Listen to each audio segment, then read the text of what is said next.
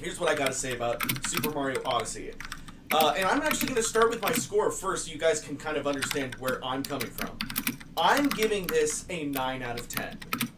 And I'm you know, we should establish this right now. That's Garrett. Interesting because that is behind the average review, but It's true. that is still a very good score. But why am I not giving it a 10 out of 10? Well, let me ask you this, Garrett, because this will set the basis for every video game talk going forward. Is there really a such thing as a perfect game? Because... Oh. No, but Exactly. I know there's so many people that are going to say like yes, yeah, no. For the sake of conversation, I certainly couldn't name one. I mean, is it theoretically possible? Yes. Is it deeply subjective? Yes. Now, I'm old and I'm biased. There's one game in existence that I would give a perfect 10 Chrono out of Trigger. Thanks. Yeah, that's right. Chrono Trigger is the only game that I will really give a true 10 out of 10. So if on this show at any time we give a game a 10 out of 10, that means it's on par with Chrono Trigger. And guess what, guys? Probably ain't gonna happen. At least for me.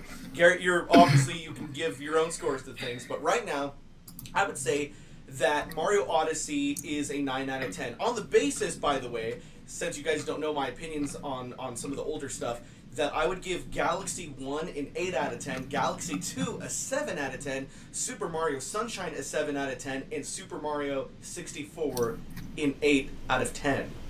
That means, by the way, that I think this is the best Mario game since Super Mario World on the Super Nintendo, which I also gave a 9 out of 10. So, this is my favorite Mario game in about 26 years. And yes, I was old enough to remember when Mario World came out and enjoy it. So, Aren't there you you go. special? Now, Garrett, you've had some minimal experience with Super Mario Odyssey, but what are your first impressions on the game? Yeah, I've had my experience on the game is certainly trailing behind yours, but I think we've reached a pretty neat consensus on kind of what it is. I am less so the platformer fan than you are. You know, just a lot of my interests didn't develop in quite that way. But, you know, I really like what I see from Odyssey so far. I really like the idea. I guess you could say the highest praise I could give for it in just really simplistic terms is the idea that Mario is obviously a very old and I don't want to say tired, but like potentially a very, very tired concept, you know, in platforming. Nintendo has been around the block a few times on this style of game and obviously in the 3D Mario format. And I love to see that basically in spite of a lifetime of experience, they're able to continue to keep it fresh with new mechanics that just walk that perfectly good line between being familiar enough to be relatable and, you know, harken back to kind of the golden age of gaming, while also new enough that, you know, the experience feels fresh and original from start to finish. I think Mario Odyssey, in that regard, is exactly what it needed to be. I think that Mario Odyssey is kind of the game that, I mean, and again, I loved Super Mario 64. I am saying nothing bad against Mario 64. No, it defined a lifetime of platformer games. It's incredible. Without Mario 64, we wouldn't have other great platformers of the day.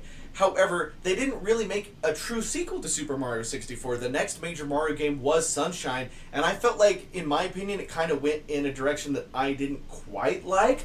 I actually, you know, my favorite platformers of the day are like Banjo-Kazooie and Conker's Bad Fur Day, and things that I felt like took the platforming genre to a place that I really enjoyed, you know, especially Banjo-Kazooie, being able to transform into different creatures and being able to go through levels through different perspectives, and I thought that that was a great way to evolve the platforming genre that we didn't really quite get out of Sunshine. I'm obviously not complaining that that wasn't there in Mario 64, because that kind of set the standard for all 3D platforms afterwards, but guess what? Now, with Mario Odyssey, I feel like it did go where we always wanted it to go. In almost, I think in every level, or at least almost every level, Mario now can transform via his hat. The hat has these special powers in this game. And which is a very Banjo-Kazooie mechanic. Yeah, exactly. When you get right down to it. That is a lot of what we really liked about Banjo-Kazooie. Like, by throwing your hat at a dinosaur, Mario then becomes the dinosaur. And you control the dinosaur, or he throws it at a Koopa and now you're a Koopa. So transformation is native to this game, and I love transformation in platforming games because it allows you to do excuse me, it allows you to do things that are really cool that you wouldn't be able to do as regular Mario. And I feel like I would have liked to have seen that in like 1999, you know, just a couple years after Mario 64, but better late than never. Right. And I'm so glad that this game is going back to that 90s style platforming that I've been wanting for so long. Obviously, you could argue too that Odyssey has like the most Banjo-Kazooie in it of any game, because, you know, obviously these transformation mechanics are very central to the game, much like they were in Kazooie. And also, I noticed that Odyssey is really about exploration and, you know, sort of like really, really rooting out the corners of these maps and whatnot, and really, really experiencing the world on a more open basis than kind of the traditional level basis. Oh, yeah. I've noticed that's a vocabulary that's shifted a little bit more towards that Banjo-Kazooie style in Odyssey. And I love that. I think that's really, really cool. I think that's what they had to do. I think the on rails mechanics are, you know, not as popular these days because obviously technology has allowed us to circumvent that a lot. And I love to see those mechanics kind of coming in and whatnot. I see this very much as like a best of both worlds scenario. Absolutely. I was really excited earlier this year for Yooka-Laylee, which was another throwback kind of callback platforming game, and I felt like that game was like a 7 out of 10. I feel like it almost got there. I didn't like Yooka-Laylee for what it's worth. Didn't like it? I feel like Mario Odyssey accomplishes exactly what Yooka-Laylee was kind of going for without feeling forced. Because if anything, I enjoyed Yooka-Laylee, but it did feel a little forced, and I feel like Mario Odyssey gets that feeling while feeling natural.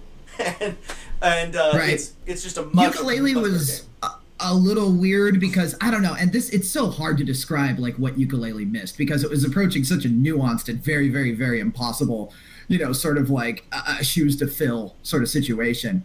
But I feel like in Banjo-Kazooie everything felt emergent. It felt like, oh, I figured out how to do the thing and whatnot. And everything felt like such this really, really cool discovery moment. You weren't being like guided to the idea that like, oh yeah, you have to jump on this and then you have to transform and then that goes in here and whatnot. It felt like, you know, you felt like a genius playing Banjo-Kazooie and getting through their levels because it felt like you came up with that. It was beautiful level design. Whereas Yooka-Laylee, I felt a lot more like, okay, I have to get the key, and then I have to do this and whatnot, and I felt like it was very much just a really glorified checklist. I didn't like it in that regard. Yeah, I agree for the most part. I mean, I did enjoy it, but yeah, I probably won't find myself playing it again because of those things. Whereas Mario Odyssey, I can see myself playing many, many times. And I think that this is really great for Nintendo, who knocked it out of the park earlier this year with the new Zelda game, Breath of the Wild, and now here we are with Mario Odyssey. They are taking both of their most classic characters and really bringing them into, well, whatever we're calling this. I mean, we've been in the 21st century now for 17 years. Bringing them into the modern age, whatever you want to call it. Right. This secondary post-decade, whatever it is. And they've proven again that it's not just nostalgia that keeps winning the fans of Nintendo. It's also just them keep improving on their previous entries. Breath of the Wild is arguably the best Zelda game of all time, or at least the best Zelda game in like 20 years. And I feel exactly the same way about Mario Odyssey. It's the best Mario game in about 20 years. And it is because Nintendo keeps, you know, building upon what they have with better and better stuff that keeps Nintendo going for so long, and the reason why they're still here and we don't still see Atari and Sega consoles. You know, they have truly lasted and stood the test of time, whereas, you know, I love Sony to death, like PlayStation. I don't quite have a love for the Xbox consoles, but they are kind of evolving into more of a computer territory where I feel like even if they kind of dissolved and there was only PC in that respect, I feel like there is always room for a Nintendo console because they are so niche with what they do and so specific that we're going to see Nintendo consoles for a long time no matter what, even if the other guys disappear and become part of the PC race. At least that's kind of a tentative theory that I have. I'm PC for sure, but I will say that the Switch was the first console I ever bought with my own money. Well, see, as a human being. Well, like, then there's my point. Life. There's my point right there. So because you're like, I don't need a PlayStation, Xbox. 95% of those games I can play on PC, but the Switch and Nintendo stuff, that's so specific. that if you want to play anything like that, you'd have to get a Nintendo console. So I really have to eat a lot of my words on the Switch, because I remember doing, our sort of like Switch preliminary talks, early in the video game fights era and whatnot, and I expressed a lot of not hesitancy, but I guess I really said, like, the Switch has got a lot to measure up to if it's going to impress me, and the Switch has a lot to answer to if it's going to fill its potential and own up to what it is. And, well, guess what? Mission accomplished. I'm impressed. Awesome. As a non-Nintendo fanboy, the Switch has kind of reeled me in and has brought me into this spectrum of games that I normally never would be playing. So, cool. Hats off to Nintendo in that regard. Not that they need my approval.